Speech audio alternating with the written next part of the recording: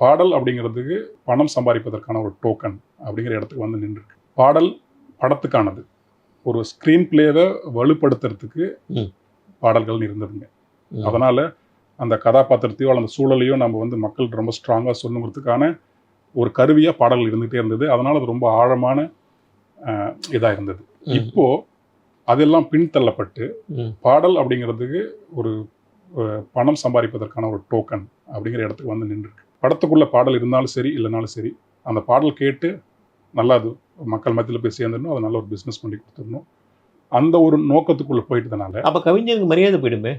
போயிட்டு தான் இருக்கு. இது யாரையுமே குற்றம் சொல்லணும்னு தோணலைங்க. எனக்கு என்ன தோணுதுன்னா, வியாபாரம் விரிவடைய கலையினுடைய நோக்கத்தை புரிந்து கொள்ளக்கூடிய கலைஞர்கள் இன்னும் நிறைய வரணுங்கிறதா எனக்கு தோணுது. இன்னும் விடாப்பிடியே மகேந்திரன் மாதிரியான இயக்குநர்கள்லாம் படம் பண்ணியிருக்காங்க. அப்போ கமர்ஷியலில் அவ்வளோ படங்கள் வந்தது. நான் இப்படி தான் படம் பண்ணுவேன் அப்படி. மகேந்திரனோட படங்கள்லாம் இன்னமும் எத்தனை பாடல்கள், ரகுமான் சாரோட மியூசிக்லேயே கேட்டிங்கன்னா எவ்வளோ மெலோடிஸ்லாம் வந்துட்டு இருக்கு. ஆமாம், நிச்சயமா. நம்ம இந்த 5 வண்ண பூவே அவ்வளோ ஸ்லோவான பாட்டு தான். ஆமாம் ஆமாம்.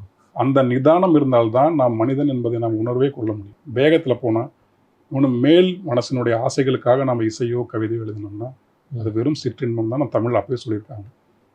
கலை நம்மளை பேரின்பத்தை நோக்கி தள்ளணும். அப்புறம் அது தள்ளிக்கிட்டே தான் இருக்கு.